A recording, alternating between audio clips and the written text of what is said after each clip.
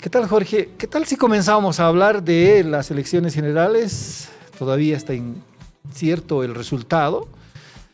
Inédita segunda vuelta, el 19 de octubre, dos candidatos. Primero Rodrigo Paz, del Partido Demócrata Cristiano, y luego Jorge Quiroga, de la Alianza Libertad y Democracia Libre, que van a pugnar por la presidencia. ¿Cómo ves el panorama político electoral? Bueno, un panorama que nos presenta algo inédito en el país. Es la primera vez en la historia que vamos a tener una segunda vuelta. Y dentro del análisis ya y de la correlación de fuerzas, pues vemos que ambos candidatos tienen que hacer una campaña interesante, importante. Tienen que repensar su campaña. Ya no va a ser una campaña normal como la que han presentado al inicio. Creo que hay una clara desventaja.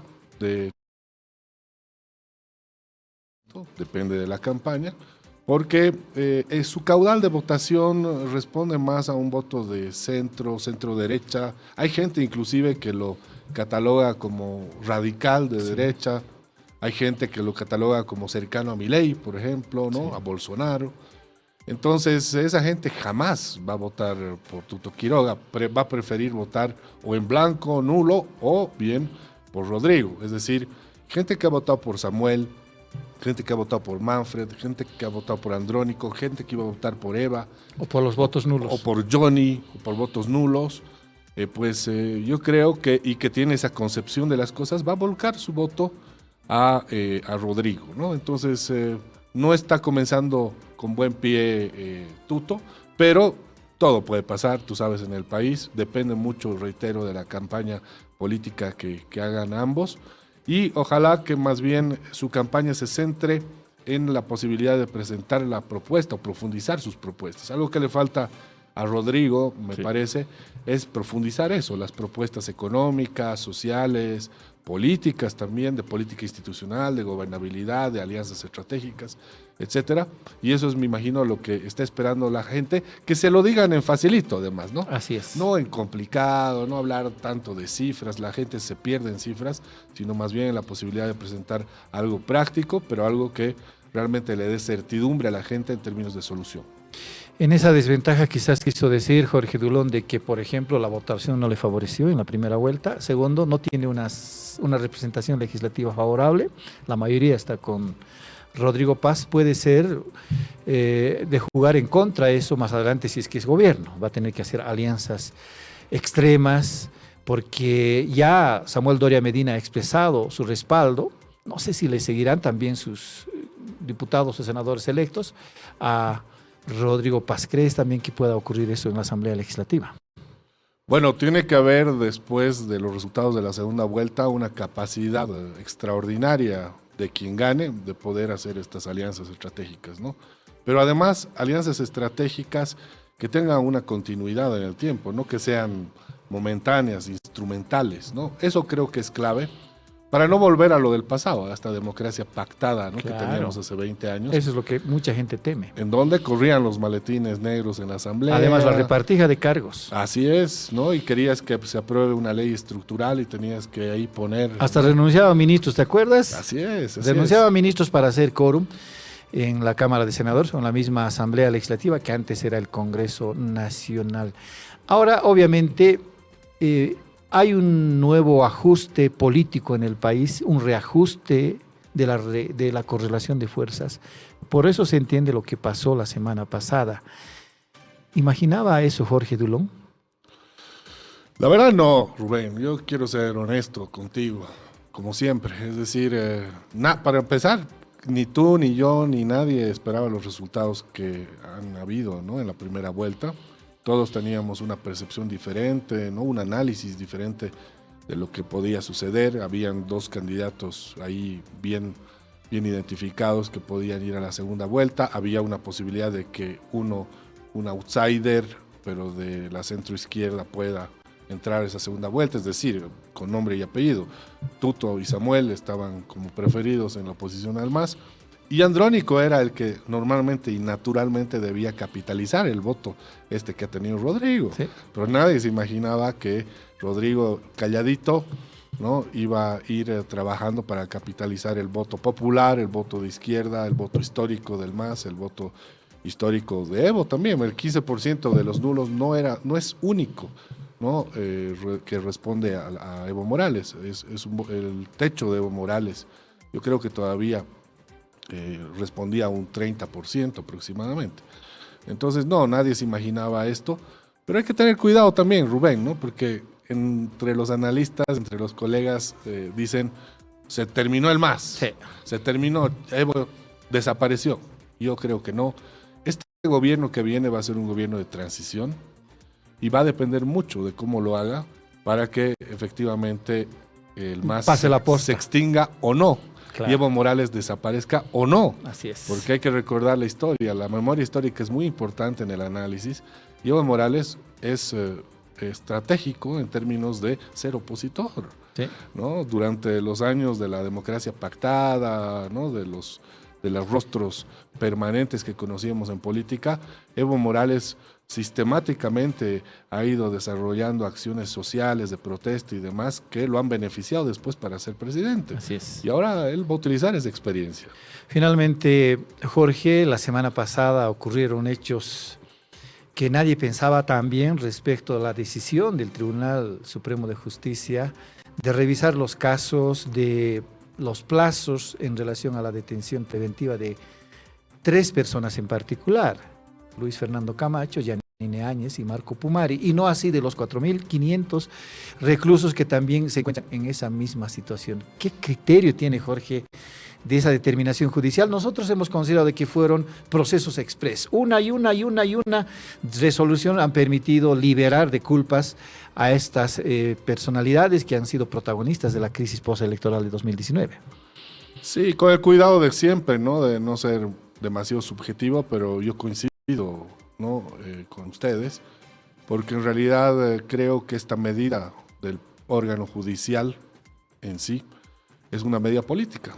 Y no debería ser, pues, así, Rubén, ¿no? El órgano judicial no tiene que actuar A la entrada y a la políticamente. salida, Romer Saucedo también fue protagonista, el presidente del Tribunal Supremo. Así es, ¿no? Y es una señal que me imagino quieren dar algunos, no hay que generalizar, para el nuevo establecimiento, para el nuevo gobierno. Es decir, ya ok, nosotros ahora vamos a dar ciertas señales, pero no nos van a molestar en los 5 años de gobierno, ¿no? Y más bien déjenos seguir haciendo las cosas como las hemos estado haciendo hasta el momento, es decir, que la justicia no necesariamente funcione bien. Y yo creo que el nuevo gobierno tiene el desafío justamente de, entre otras cosas, poder dar señales de institucionalidad para poder reformar la justicia. Ya hay algunas propuestas al respecto de Tuto, de Rodrigo, para, por ejemplo, Tuto ha dicho que va a eliminar el Ministerio de Justicia, ¿no? Y a partir de eso va a desarrollar algunas acciones de coordinación para mejorar la justicia. Esta es una tarea pendiente. Sin justicia objetiva o que se acerque a la objetividad, un país y sus autoridades no funcionan. Hay que hacer 1000 cosas de reformas, ¿no? Para que en general la institucionalidad en el Estado pueda fortalecerse y pueda retornar sobre todo. Así es. Ahora sí, nos vamos a la materia. Hemos convocado al concejal Jorge Dulón para hablar de la crisis institucional que sufrió el Consejo Municipal desde hace 4 meses, nos recordaba Jorge, porque han tenido un presidente, luego una presidenta, un presidente, una presidenta, luego de la intercesión del órgano judicial que ha determinado acciones en su momento a favor y en contra del oficialismo y de la oposición en el Consejo Municipal. Finalmente, la semana pasada, no sé cuán fuerte será la determinación, el Consejo Municipal terminó eligiendo a Jorge Dulón como presidente del Consejo. En lo que resta de la gestión, 7 meses más de gestión tiene este Consejo, como también el gobierno municipal de La Paz. ¿Cómo llegó a esto, Jorge? Ha sido un proceso difícil, Rubén. Tú sabes que en mayo teníamos que tener el cambio de la directiva para, como bien has mencionado, tener una directiva de transición ya al nuevo gobierno municipal y sobre todo al nuevo legislativo municipal. Para eso se tiene un reglamento y se tienen normas para poder hacer la elección como corresponde. Y lamentablemente la primera elección no ha cumplido mínimamente la norma ni el reglamento. Eso hemos observado nosotros, hemos hecho un amparo constitucional, porque, como yo he dicho en estos 4 meses, si nosotros aceptábamos esa elección, íbamos a caer también en la ilegalidad. y si caíamos en ilegalidad, todos los trámites que se iban a hacer en el marco de esa directiva irregular, pues iban a caer en saco roto y quienes se perjudicaban iba a ser la población. Entonces hemos observado eso, fuimos al Tribunal Departamental de Justicia de La Paz, a la cuarta, y nos dieron la tutela. Nos dijeron, sí, efectivamente ha habido una mala acción, entonces vuelvan a elegir. Se cancela la resolución, vuelvan a elegir. Volvimos a elegir y se repitió los defectos de la elección. Entonces hemos presentado un recurso de queja. Ahí yo aprendí mucho de justicia, Rubén, ¿no? Porque no tenía mucha idea de todos los pasos que se tienen que dar. Y finalmente y paralelamente hemos ido representando estos temas públicamente y demás. Finalmente también hemos tenido la capacidad y la posibilidad de hablar con varios concejales y hemos logrado, Rubén, que 9 de 11 concejales puedan entender que era importante poder hacer bien las cosas, respetar el reglamento, la institucionalidad. Y como que el viernes pasado, pues 9 de 11 concejales respetaron el voto de la bancada mayoritaria para poder proponer Jorge Dulón como presidente y Lucio Quispe como secretario, y la bancada mayoritaria también respetó la propuesta de la bancada del MAS para que sea Jocelyn Pinto la vicepresidenta. Se cumplieron todos los pasos precisamente para que ya no haya ninguna posibilidad de dudas y demás. Lamentablemente, Rubén, en ese interín hubo pues por concejal y finalmente terminó en bochorno, que desacreditó un tanto la elección. De todas maneras, seguramente Jorge Dulón tiene una explicación. Sí, no, yo no sé si desacreditó, yo creo que la que se autodesacreditó fue Lourdes, ¿no? Lamentablemente, yo entiendo quizás su posición, ¿no? Que es un poco nerviosa, medio desesperada, porque tenía una posición unilateral además. Incluso Chaín, que era el que la apoyaba, la dejó sola.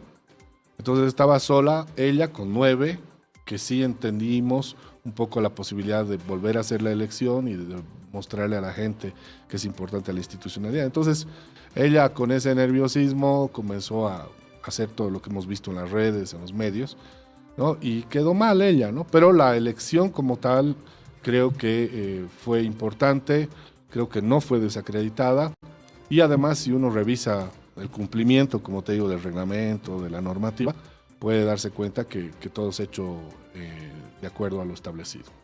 Ahora lo que resta del tiempo es trabajar, quizás recuperar también algunas tareas pendientes. La que salió perjudicada es la población. Sí. 4 meses no pudo hacer trámites ante el Consejo Municipal, cursar seguramente algún trámite para el gobierno local en general. ¿Y eso cómo se resuelve, Jorge? Lo he dicho públicamente, querido Rubén, la única manera de resolverlo es trabajar más tiempo de lo normal, ¿no? 24/7 por tiempo y materia, además, eso es lo que hemos propuesto. Lo bueno acá es que, como te mencioné, hay un consenso de los 9 concejales. De hecho, hemos tenido la posibilidad de conversar y vamos a trabajar entre todos. Eso es bien importante con nuestros asesores para poder ir sacando todos los trámites importantes y demás, dándole respuesta a la población, fiscalizar. Imagínate, 4 meses el alcalde estaba chocho, pues, ¿no? Porque nadie lo fiscalizaba y si lo hacíamos... ¿Y lo fiscalizaban antes también? Sí, sí, por supuesto. Ahí puedes ver las redes, ¿no? Y hay resultados de fiscalización. Qué bien. Pero hay que profundizar eso. La gente está esperando eso, en realidad. Hay muchos temas pendientes. Hay proyectos de ley que son importantes, usufructo, concesiones, protección al patrimonio, la ley de aseo que la va a presentar el Ejecutivo, y vamos a revisarla, no conozco el detalle, etcétera, que tenemos también que trabajar. Así que, como te decía, extra micrófono, me decías qué bien que has venido tan tempranito. Bueno, voy a tener que madrugar ahora todos los días por una respuesta necesaria y responsable que hay que darle a la población. Así es. ¿Tiene registrado, Jorge Dulón, cuántos trámites pendientes de resolución hay en el Consejo Municipal y cuántos proyectos de ley que tienen que ser considerados o, en su caso, aprobados ya nomás? Tenemos una idea, he pedido el viernes ya la información concreta, pero nos han mencionado que hay 10,000 trámites pendientes, imagínate. Entonces eso además es importante coordinarlo entre concejales. Claro. Hay cosas, Rubén, que también me informaba el viernes, que se pueden cerrar inclusive, ¿no? Que eran incluso trámites de la anterior gestión municipal de Revilla, concejales de Revilla, que eran detalles que hay que cerrar. Pero los han revisado, los han mandado otra vez al Ejecutivo para su revisión, vuelve, y eso nunca se cierra, y por eso se ha ido acumulando el número de trámites. Eso ya tenemos una metodología, ¿no?, para poder agilizar eso. Creo que va a ser oportuno desarrollar eso. En términos de proyectos de ley, tenemos aproximadamente unos 30 proyectos de ley, ¿no?, todos los concejales. Yo tengo particularmente 15 que son importantes, ¿no? Y esos también se tienen que trabajar, tienen que seguir una ruta crítica, ¿no? Análisis en comisión, ¿no?, o los que vienen del Ejecutivo, análisis, vuelta, análisis, entran al Pleno. Entonces también, como una medida práctica, hemos definido que vamos a tener todas las semanas por lo menos 3 sesiones del Consejo Municipal, ¿no? Y tenemos que, lamentablemente para algunos concejales, tenemos que además ampliar la agenda de tratamiento. O sea, van a ser sesiones largas, ¿no?, de 3, 4 horas por lo menos cada día. Por algún momento, no sé, a mí personalmente se me ocurrió hacer un parangón este Consejo Municipal con el bochorno que hubo de manera recurrente, con el consejo que antes regía el gobierno del Chaza, ¿no? Empantanamiento, no asistían a las reuniones, se tiraban papeles. Era un escándalo el que nosotros experimentábamos como periodistas. Incluso yo recuerdo cuántas amanecidas en nuestra cobertura en la gestión del Chaza. ¿Cómo se llegó a este extremo? Porque entendemos de que la alianza de Rafael Quispe con Arias para sustentar la mayoría en el Consejo Municipal era firme al principio, pero luego sufrió fisuras como ocurrió en la misma Asamblea Legislativa con el oficialismo, la oposición también. Sí, ha habido una ruptura. Y te lo puedo decir con conocimiento de causa, porque yo estaba ahí también, de parte de Rafael con la gestión. Yo no sé por qué intereses, Rubén, ¿no? Y te lo digo de manera muy clara, muy directa, inclusive políticamente, desde el primer año, ¿no? Pasaron 10 meses, 7 meses, y ahí Rafael Quispe comenzó a dar señales de ruptura. Sin motivo, ¿no? Porque tú sabes que en política todo se puede hablar, ¿no? Y hay que dar señales hacia afuera de que hay, pues, posibilidad de gobernabilidad, de gestión y demás, pero Rafael no se mostró de esa manera. Yo creo que él está todavía, y estaba en ese entonces, dolido porque no haber salido gobernador, le dolió mucho eso, ¿no? Y le molestó que Arias sí haya salido alcalde. Y hay una pugna de poder. Como sabemos, Lourdes es aliada, es parte de la alianza de Rafael Quispe, y entonces Lourdes comenzó a hacer todas sus acciones políticas e institucionales acordes a lo que le decía Rafael, ¿no?, o coordinadas. Entonces yo creo que esa ha sido parte de todo lo que ha ido sucediendo y todo se ha ido acumulando. Y obviamente, como sucede en nuestro país, haciendo politiquería, hubo algunos concejales del MAS que aprovecharon eso, ¿no? Que ahora ya no son del MAS, ¿no? Ahora dicen que son independientes, uno se ha ido a UCS, todos ya no son del MAS. Uno se ha ido a UCS, ¿no? Sí. Después él dice que le va a iniciar proceso UCS porque lo han engañado. Hay otros que han actuado igual particularmente, que ya, como dices, ya no son del MAS y ahora quieren ser candidatos a alcaldes, etcétera. Entonces, había una dispersión política en el mismo consejo y cada quien ha seguido sus intereses particulares. Claro. Nadie ha seguido una línea o una visión institucional de gestión o de fiscalización a la gestión. El MAS ya no existe en el consejo, ¿no? Ahora, hay evistas, hay androniquistas, hay arcistas, hay independientes. Y del otro lado, de la misma manera, y hay que también ser autocríticos, pues Rubén, ¿no? Lourdes fue por su lado, y hubo también un quiebre, una ruptura, un desencuentro entre los concejales de la bancada mayoritaria y el alcalde. Ahora, ¿habrá influido, aquí hay agüita, Jorge? Gracias. ¿Habrá influido el caso Loritas? Porque sabemos, lo hemos visto, Rafael Quispe tuvo cierta relación hasta el cumpleaños que organizó fue parte de esta relación con las Loritas, asistió el empresario a su cumpleaños. ¿Habrá influido eso en la ruptura de la alianza? Probablemente, Rubén, ¿no? Entiendo yo que hay una relación de amistad cercana entre Loritas y Rafael Lourdes, ¿no? Eso es una cosa de ellos. De Lourdes es el padrino, el dueño de las Loritas. Entiendo que sí. De su hija. Entiendo que sí. Y como es de conocimiento público, Loritas tuvo problemas más adelante con el tema de poder legalizar sus edificios. No, ningún edificio, hay dos creo que están en eso, pero ninguno de los otros son legales, ¿no? Tienen problemas. La construcción de la 15 está totalmente paralizado y en la justicia, qué sé yo, todos sabemos eso. Entonces, claro, eso no le ha gustado para nada al empresario y me imagino que ahí por la amistad y demás había una posibilidad también o un elemento adicional para el quiebre y para poder golpear la gestión institucional.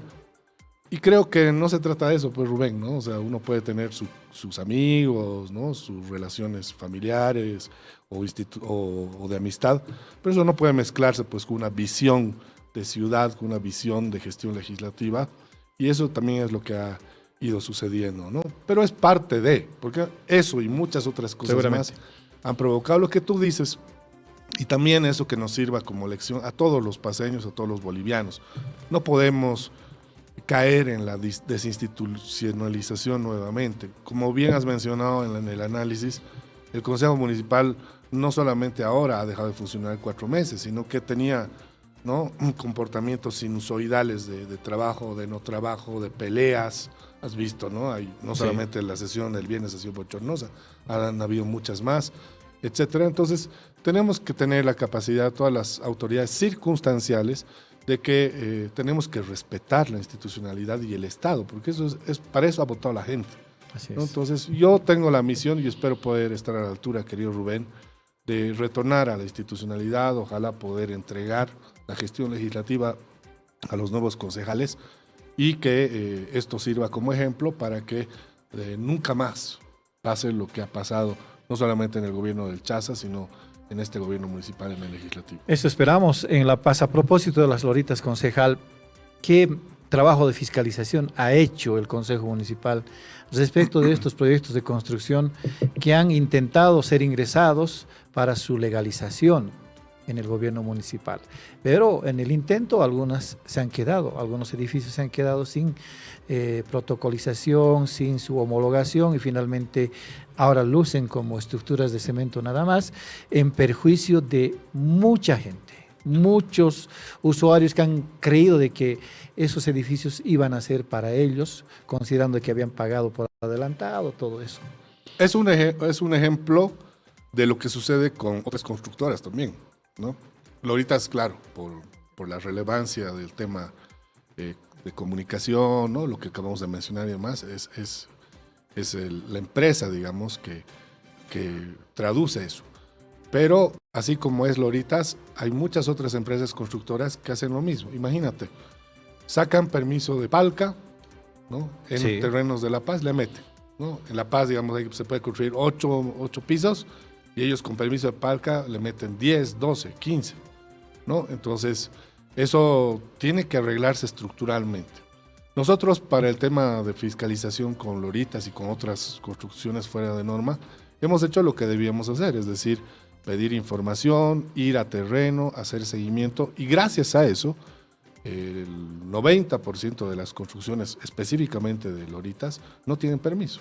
Y esa es una medida que puede considerarse adecuada, no definitiva, para que este tipo de hechos ya no se vuelvan a realizar. Es decir, estos empresarios de la construcción que no tienen permiso, no tienen la partición de las viviendas y demás, no pueden vender.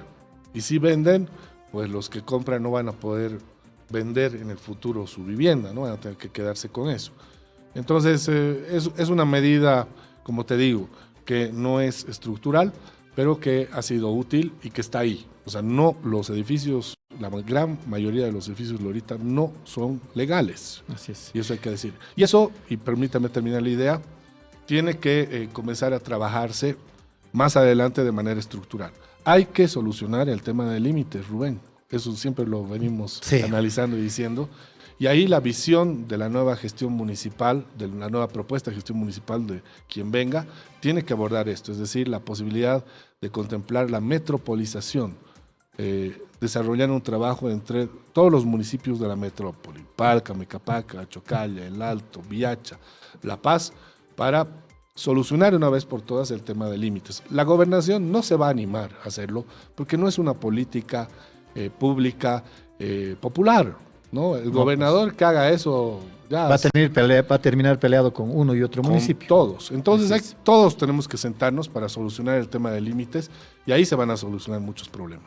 Había algo urticante en el caso de las loritas, no queremos abundar en el tema, pero yo siempre me preguntaba por qué al día siguiente, bueno, en el día en que se posesionó Iván Arias, desapareció el comunicado que dejó la gestión de Revilla en sentido de que aclaraba la situación de 10 edificios de las loritas. ¿Sabe el entuerto? Con detalle no, pero sí sé que ha sido una medida de las dos partes medio rara. Medio rara, por sí. decirlo sí, menos. Claro. Es decir, por una parte la gestión saliente, ¿no? Estaba saliendo. Un comunicado quería hacer a última daño, hora. claro, no en horarios de oficina además, ¿no? Sí. Eran, qué sé yo, las 9, 10 de la noche creo, y sacaron el comunicado. Y a partir de eso se hicieron, la gestión entrante hizo las averiguaciones de qué pasó, por qué en un horario de no oficina, justo un día antes de que asumamos, que se asuma la gestión, haya pasado eso. Entonces se fue a las oficinas, se hicieron las averiguaciones. Y se paró el comunicado. Y se paró el comunicado. Ahora, de ahí a que haya otros móviles, digamos, más políticos, ahí no sé el detalle, creo. Creo que sí, pero nunca hemos terminado de enterarnos. Sí. Concejal, ¿qué es lo que se propone ahora en el corto tiempo? Ya no va a tener un año de gestión, va a tener 7 meses de gestión hasta que termine este periodo legislativo. ¿Qué se ha propuesto como presidente del Consejo Municipal? Y adicionalmente a esa pregunta, ¿Dulón va a optar por la reelección como concejal o en su caso buscará la alcaldía? Tenemos 8 meses, Rubén, no 7. ¿no? 7 hasta la elección. Claro. O sea, mayo ya no se cuenta, ¿no? Sí. Sí, claro, 7 para hacer gestión, digamos. Además nos tenemos que enfrentar a una coyuntura complicada, como bien lo has mencionado, porque hay elecciones subnacionales. Sí. Y ahí todos van a dar palo, ¿no? O van a defender. Hemos experimentado con la Asamblea Legislativa. A media gestión ya estaban pensando en la siguiente gestión. Así es. Entonces, pero el desafío nuestro como presidencia y como directiva es, primero, como decíamos, trabajar 24/7, ¿no? Eso es indudable. Ya tenemos una metodología y una ruta crítica para poder sanear trámites, hacer el trabajo legislativo y el tema de fiscalización. No, pero adicionalmente a eso tenemos que coordinar entre concejales. Ahí también hay una buena noticia porque hemos tenido la capacidad de sentarnos y decir, ok, le daremos una respuesta rápida a la gente. Entonces, esa es, no se puede hacer más porque no hay tiempo. Tenemos que sanear, ¿no? La gestión legislativa y lo más rápido posible también dar resultados a la gente. Hay mucha gente que está esperando, por ejemplo, sus catastros, ¿no? Sí. ¿No? Sus aprobaciones de varias cosas. Entonces hay que darle esa solución a la gente y para eso se tiene que trabajar muchísimo. Esa es no hay más, no hay dónde perderse. Sí hacer algunas otras cositas comunicacionalmente también, ¿no? Que no estaban funcionando muy bien. Hay que fortalecer las redes del Consejo para informar mejor a la ciudadanía. Hay que ver el tema, solo como un ejemplo pequeñito, ¿no? De mejorar la señalética, la información cuando la gente llegue, ¿no? a ver sus trámites, al consistoría, etcétera. Y también otro gran desafío, Rubén, es fiscalizar muy, muy fuertemente al Ejecutivo, ¿no? Porque 4 meses han estado tranquilos, ¿no? Y hay cosas pendientes y hay denuncias pendientes. Entonces hay que ver, por ejemplo, cómo se están terminando las obras emblemáticas, ¿no? Avenida La Paz, Apumaya, el Puente de la Integración, que han habido observaciones y denuncias ante el Consejo, la Abdón Saavedra, etcétera. Hay que ver en qué andan las licitaciones y lo que se ha dicho, por ejemplo, de lo que se iba a hacer con las luces LED, ¿no? Normalmente una de las propuestas del programa de gobierno era cambiar las luces en la ciudad Y de a La través Paz. de un acuerdo público-privado. Así es, o concesión, pero después se dijo sí, público-privado. ¿En qué anda eso? ¿No? ¿Cuántas licitaciones se han hecho para poder lograr eso? ¿Con quiénes se han hecho las licitaciones? Eso hay que ver, la gente tiene que saber. ¿Ha habido una empresa? ¿Han habido dos? ¿Solo se ha dado bola a una? Etcétera. Después hay que ver lo de los parqueos, también los parquímetros. No, hay que ver muchas cosas de fiscalización. Y este último proyecto que fracasó con lo de los parqueos. Y este último proyecto que ya hemos ido pidiendo información también, pero ahora que ya hay institucionalidad y hay posibilidad de coordinación, lo vamos a hacer de manera formal. Hay que llamar a muchas autoridades para que nos digan qué han hecho. Yo, Rubén, hace un año y después hace 6 meses, he estado, por ejemplo, con el jefe de transparencia. Vas a ver las redes, pero te lo cuento, te lo resumo. No tenía idea de nada. He pedido al Ejecutivo que lo cambie. No lo ha cambiado todavía. Quiero ver, ¿no? Eso de manera como ejemplo pequeñito, quiero ver por qué. ¿Por qué no cambian autoridades que claramente han demostrado negligencia en su actuar? ¿No? Eso como ejemplo pequeñito para muchas otras, ¿no? El tema de presuntos hechos de corrupción que hemos recibido como denuncias, etcétera, etcétera. Entonces eso hay que también mostrarle a la gente para que igual la nueva gestión municipal pueda tener elementos de juicio, información para también hacer su trabajo más adelante. Me parece un presupuesto y un propósito institucional muy interesante, le diré sinceramente, concejal, tomando en cuenta que usted es de la alianza del mismo alcalde y escuchar a Dulón hablar de una fiscalización así tan seria me parece muy buena para los paseños. Ojalá que ocurra eso. Vamos a augurar de que de una vez sepamos cómo se gastan los recursos de nuestro municipio y consiguientemente qué proyectos están en curso o qué proyectos van a terminar a la hora de acabar la gestión del alcalde como también del Consejo Municipal. Le agradezco, Jorge, por haber venido a La Razón Radio. Como siempre es un gusto estar contigo, querido Rubén, y hasta muy pronto seguramente. Gracias pues, Jorge. Un abrazo. Gracias. También a sus compañeros. Gracias, maestro. Así es, amigos, hemos terminado de hablar con Jorge Dulón. Él es flamante presidente del Consejo Municipal de La Paz.